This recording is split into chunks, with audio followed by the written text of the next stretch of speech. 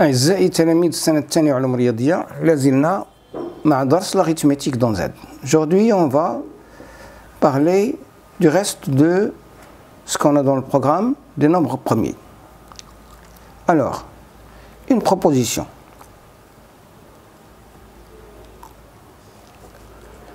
Soit A1, A2, AN des antirelatifs,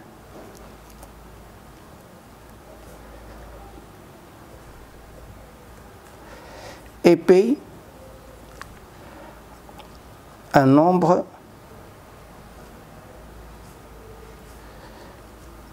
premier. Alors, P divise A1 fois A2 fois AN signifie qu'il existe un I appartient à l'ensemble 1, 2, N, tel que P divise AI.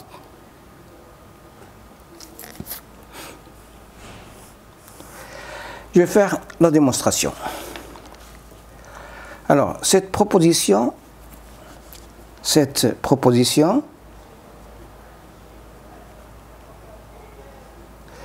est la généralisation et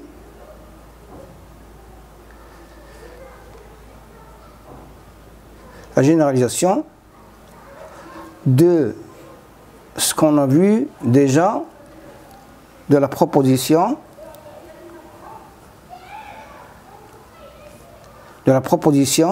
déjà vue, l'IA P divise AB signifie que P divise A ou P divise B. Donc on va montrant par récurrence que quel que soit N appartient à N étoile, P divise A1, A2, AN implique que il existe un I appartient à l'ensemble 1, 2, N, tel que P divise AI. Alors pour N est égal à 1, c'est clair, on a P divise A1, ce qui implique que P divise A1. Même pour N est égal à 2. On a P divise A1 fois A2 implique P divise A1 ou P divise A2. Maintenant, supposons que P divise A1 AN implique qu'il existe un I appartient à l'ensemble 1, 2 jusqu'à N, P divise AI. Et montrons que P divise A1, AN plus 1 implique qu'il existe un I appartient à l'ensemble 1, 2 jusqu'à N plus 1 avec P divise AI.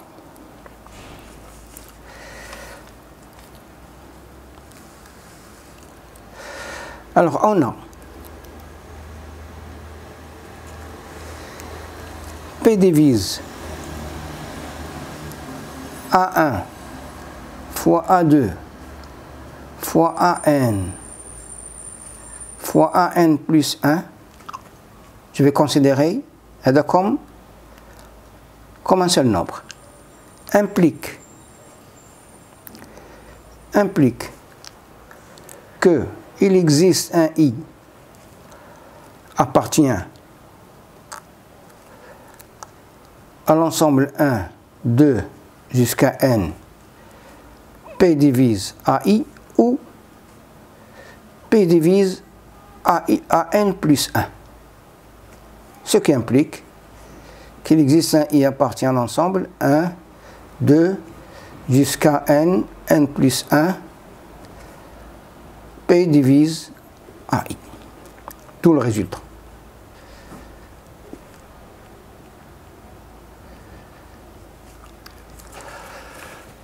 On a deux cas particuliers, des cas particuliers.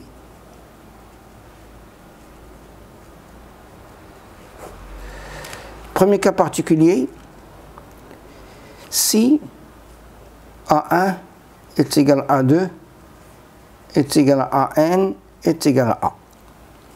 Alors, quel que soit N appartient à N étoile, P divise AN implique que P divise A.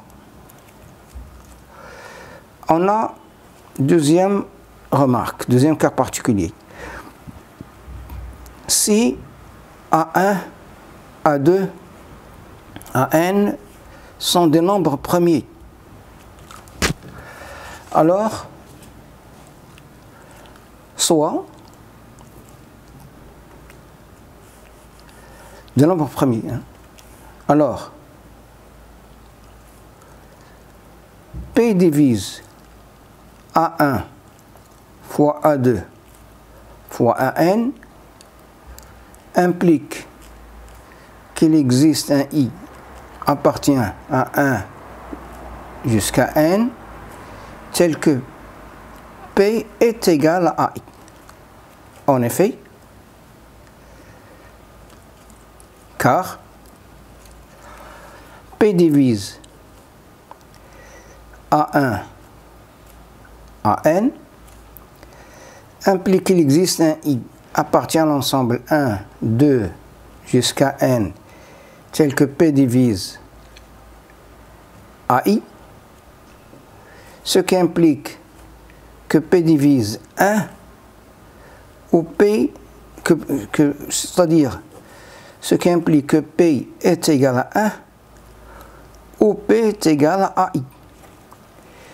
Et puisque 1 n'est pas un nombre premier, ce qui implique que P est égal à AI, car 1 n'est pas premier.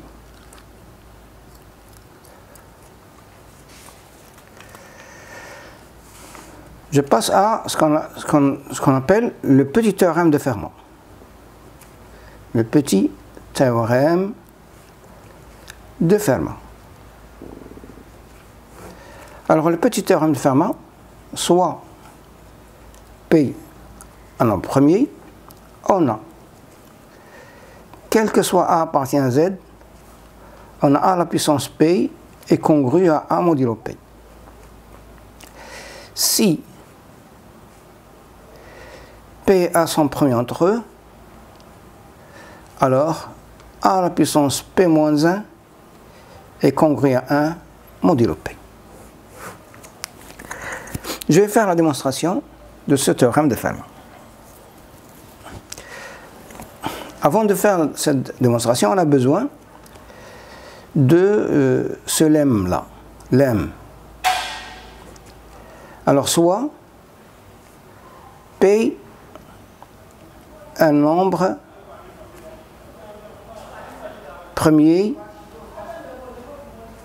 fixé. Montrons que P divise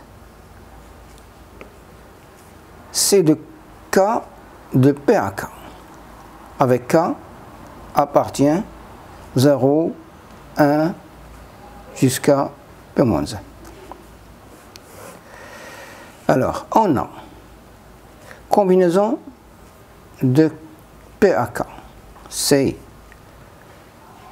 factoriel P sur factoriel K factoriel P moins K, qui est égal. Je vais prendre ici un P, ça me reste P moins 1, factoriel P moins 1, et je vais prendre ici un K,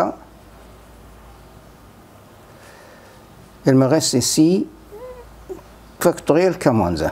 Facteur P moins 1, je vais le mettre sous cette forme, P moins 1, moins K moins 1, factoriel, tout factoriel, qui est égal à P sur K, combinaison de P-1 à K-1 lié. Ce qui signifie que Q, combinaison de P à K, est égal à P, combinaison de P-1, K-1. On a P divise Q, combinaison de, c'est pas Q, c'est K. K, P à K, combinaison de P à K. On a P premier. Et P ne divise pas K, car K il appartient à l'ensemble 0 jusqu'à P-1. Et P c'est un nombre premier. Ce qui signifie, ce qui implique que P et K sont pris entre eux. Ce qui signifie, d'après Gauss, que P divise combinaison de P à K. Je reviens à la démonstration de notre petit théorème de Fermat. Alors, montrons que, quel que soit A, appartient à l'ensemble 0 jusqu'à P-1, on a A à la puissance P est congrès à A modulo P. Le théorème fait quel que soit A appartient à Z. Mais puisqu'on raisonne modulo P, il suffit de prouver que le résultat pour A appartient à 0 jusqu'à P-1. Alors, par récurrence, sur A. Alors, pour A est égal à 0, on a 0 à la puissance P et congrès à 0 modulo P, c'est bien évident. Supposons que A à la puissance P est congrès à A modulo P. Montrons que A plus 1 à la puissance P est congrès à A plus 1 modulo P. On a A plus 1 à la puissance P, d'après le binôme de Newton. Formule du binôme de Newton. De K est égal à 0 jusqu'à P, combinaison de P à K, A à la puissance K. Head est égal A à la puissance P plus somme de K est égal à 1 jusqu'à P-1. Combinaison de P à K à la puissance K plus 1. On a P divise combinaison de P à K. Ce qui implique que P divise somme de K est égal à 1 jusqu'à P-1, combinaison de P à K à la puissance K. Donc, combinaison de K est égal à 1 jusqu'à P-1, combinaison de P à K à la puissance K est congrès à 0 modulo P. D'où, donc, A plus 1 à la puissance P est congrès à des 3 0, 3 l'ENA, A à la puissance P plus 1 modulo P. Et A à la puissance P, et A à la puissance P, et A à la puissance P est congrès à A. Donc, A plus 1 à la puissance P est congrès à A plus 1 modulo P. Donc, conclusion, quel que soit A appartient à Z, A à la puissance P est congrès à A modulo P. Deuxième partie du théorème de Fermat, Si maintenant P et A sont premiers entre eux, on sait que P divise A à la puissance P moins A, car A à la puissance P est congru à A modulo P. Ce qui implique que P divise A facteur de A à la puissance P moins 1 moins 1. Donc on a P divise A facteur de A à la puissance P moins 1 moins 1. P et A sont premiers entre eux, implique d'après Gauss que P divise A à la puissance P moins 1 moins 1, ce qui implique que A à la puissance P moins 1 est congru à 1 modulo P. Il faut faire attention. Attention, ce sont des remarques, que la réciproque, je vais mettre ici sous forme de remarque, que la réciproque du théorème, du petit théorème de Fermat,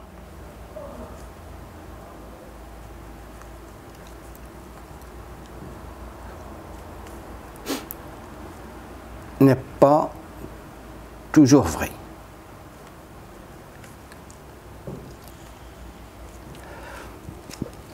C'est-à-dire que A à la puissance P moins 1 congru à 1 modulo P n'implique pas que P est premier. Bon, je vais donner un exemple. Exemple. Calculer le reste de la division euclidienne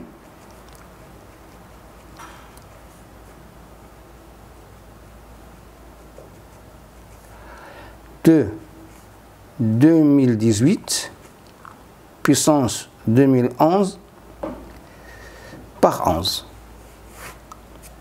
Le théorème de Fermat permet de calculer le reste de n'importe quel entier assez grand modulo un nombre premier positif. Alors on a 2018 est congru à 5 modulo 11. Ce qui implique, je vais dire 2011 ou 2011. 2018 os 2011 est congru à 5 puissance 2011 modulo 11. Puisque 11 est premier et 5 et 11 sont premiers entre eux, donc 5 à la puissance 10 est congru à 1 modulo 11. D'après le théorème de Fermat. On a 2011 est égal à 10 fois 201 plus 1. C'est-à-dire que 5 à la puissance 2011 est égal à 5 à la puissance 10 à la puissance 201 fois 5. Donc,